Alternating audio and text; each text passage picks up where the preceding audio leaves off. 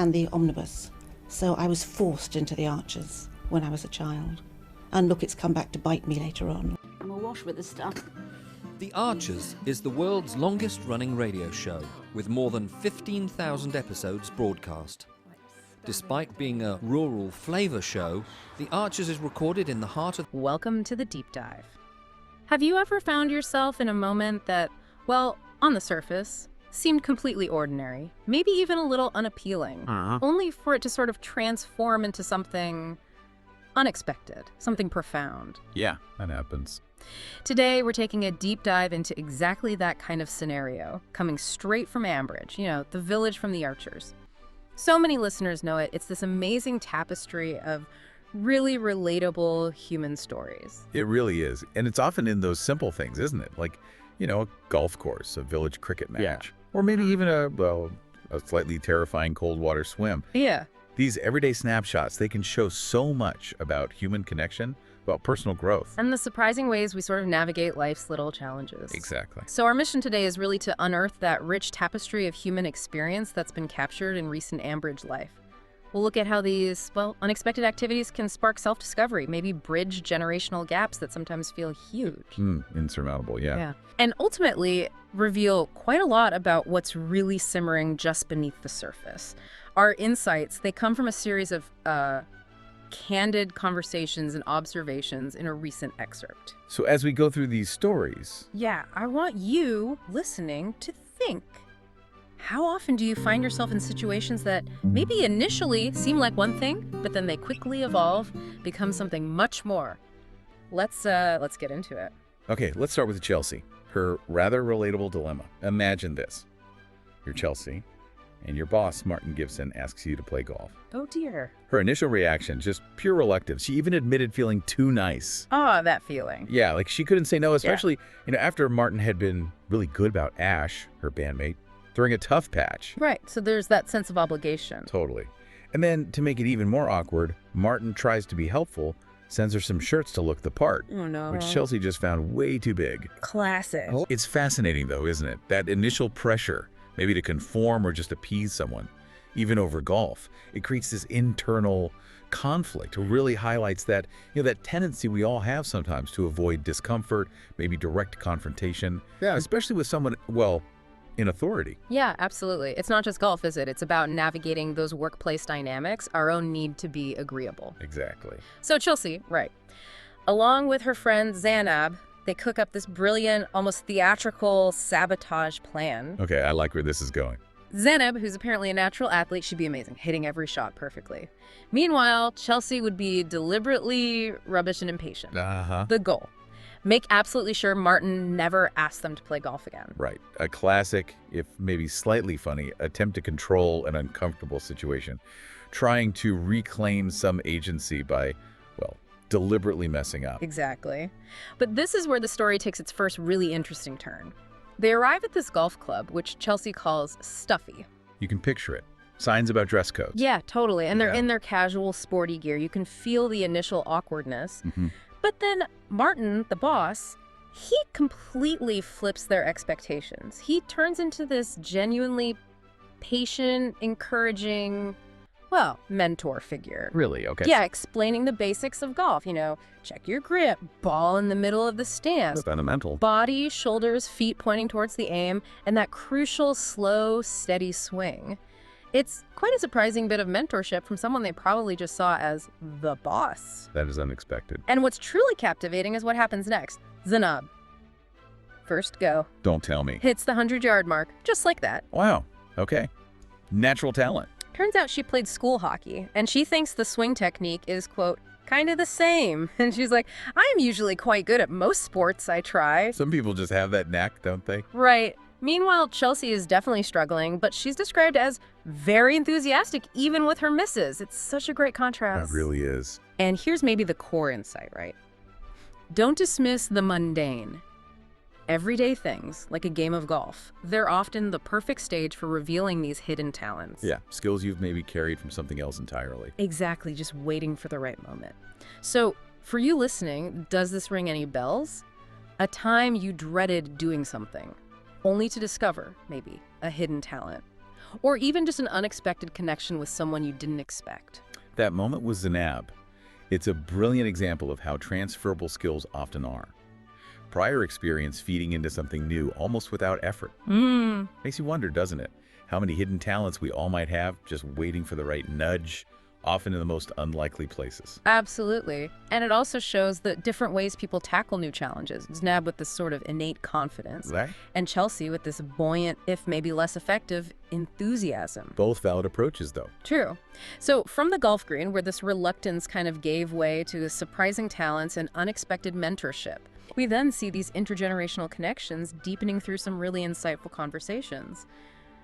Martin, for instance, in this amusingly revealing moment, calls Chelsea and Zanab ladies. Uh-oh. And Chelsea, very smoothly, gently corrects him. Ladies. Martin, we're women. Ah.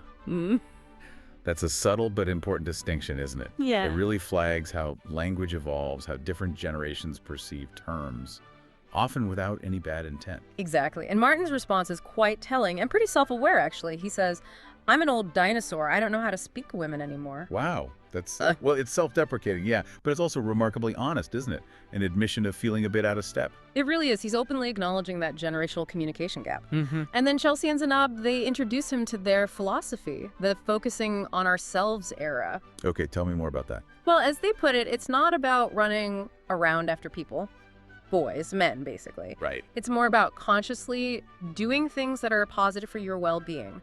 Self-care, personal growth. And Martin's reaction to this? Surprisingly, really positive. He finds it refreshing, admits he's been a tad too serious lately, and wants to have fun because, you know, life's all too short.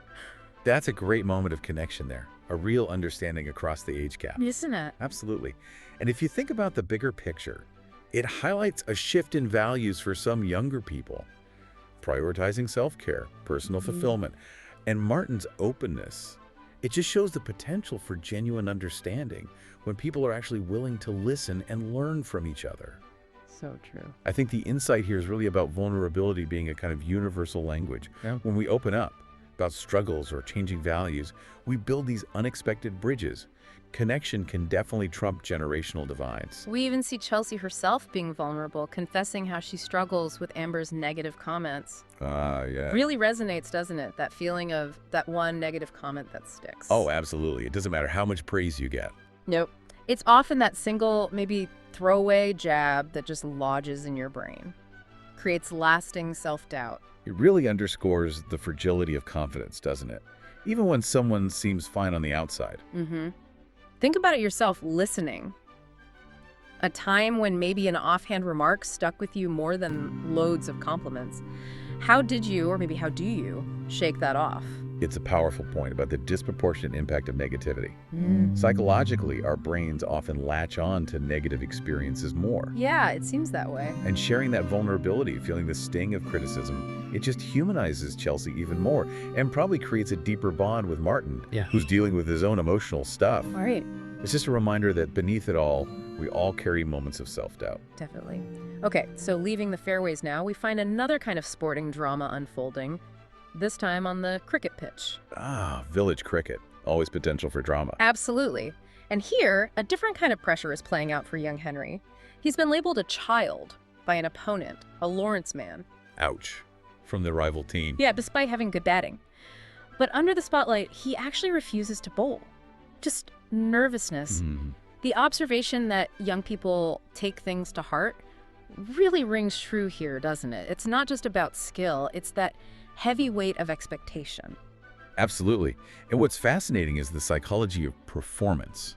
Henry clearly has the skill, good batting, a good arm, they say. Right. But the external pressure, that fear of failing in front of everyone, it's stopping him from doing another part of the game. Yeah. It's such a common thing, isn't it, regardless of age, where potential gets stifled by anxiety, a classic case of choking under pressure. So the team strategy to help him is quite insightful. More coaching, specifically to build up his confidence. Makes sense. They see his good arm as a potential secret weapon, for short, fast bowling. But it's not purely mental. What else? We find out Henry also has a muscle strain from a fate tug of war, believe it or not. The tug of war injury. Classic. And he tweaked during the match, apparently. So that's adding to his reluctance. So it's physical and mental. Exactly. And this mix leads to this crucial debate among the coaches. Is it just technique? Or is something bothering him that makes him bottle it at the last minute? That really speaks to the complexity of figuring out performance issues, doesn't it? It does. It's a critical point, I think, that goes beyond cricket. It raises that question for all of us.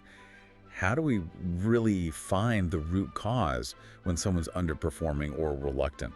Yeah. Is it physical, Yeah. skill, or some underlying emotional thing? The coach's discussion shows how complex supporting someone can be. You need that holistic view, looking at visible and invisible obstacles. That's a great way to put it. The insight maybe is that real support means looking beyond the surface. Sometimes the block isn't ability, it's about what's really bothering someone underneath. Yeah. And then, in a lighter, almost comical contrast to Henry's situation, we hear about Jazzer Swift, who apparently barely even went swimming before. Oh, Jazzer. He's now taking on cold water swimming with Ed. Cold water swimming. Jazzer. Really? Apparently so.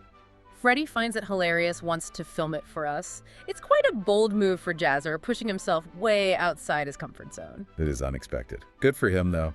And connecting back to our golf story, we also learned Jazzer apparently was pretending to be rubbish at golf, but then admits he was actually rubbish. Huh. Well, points for honesty, I suppose. Right. It just shows that self-awareness, even jokingly, can be, well, quite revealing.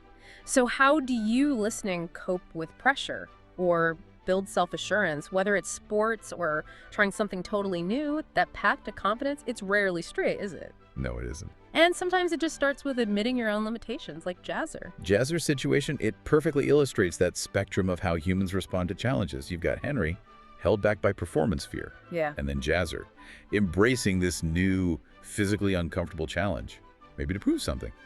Or just for the experience. This could be either. The contrast really highlights that building self-assurance can come from different places. Overcoming fear, like Henry needs to, or just embracing new things, pushing boundaries like Jazzer's trying with the cold water. It's a good reminder that courage looks different for everyone. Definitely. So, as our deep dive starts to wrap up, we circle back to some, well, unforeseen returns and some pretty profound lessons learned. Martin's personal heartache comes out. Ooh. His date, Marlene, didn't show up for dinner, stood him up. Oh, it's rough. Poor Martin. Yeah.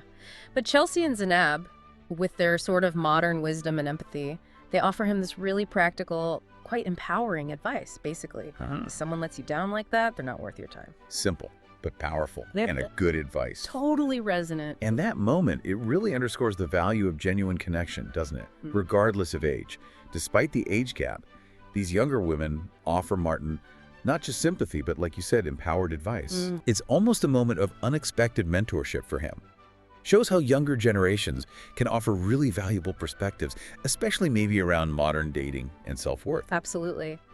And it then leads into this really poignant conversation about appreciating the normal and ordinary and boring bits of life. Ah, yes. Sparked by thinking about a poor woman losing her husband, the sentiment that comes out is just powerful and universal. You never know, do you? When you think about poor Martin and even Fallon, do you know what, Jazzer? We don't know how lucky we are to have each other. Wow. That hits home, doesn't it? A stark reminder of what really matters. How quickly priorities can shift when you're faced with loss, or even just the thought of it. Right. And what's fascinating is how this simple shared thing, golf, deepens so quickly into a space for these profound reflections. Life, loss, gratitude. Yeah. It just shows how ordinary events can trigger significant emotional processing, real connection. Reminds us not to take the everyday for granted. So true. The insight is pretty clear, I think. Even the most boring moments can be treasures when you see them through that lens of connection and gratitude. And the golf saga. It continues with a pretty heartwarming resolution. Martin genuinely enjoyed playing with Chelsea and Zanab, asks them to play again. So the sabotage didn't quite work. Not entirely, but there's this playful twist from the younger generation. Someone, it sounds like Freddie, pipes up saying he doesn't want Martin to think they can actually play well. Oh, really? Why not? Prefers to embrace his own identity. I'm way cooler than golf. I'm in a band again. That's my thing.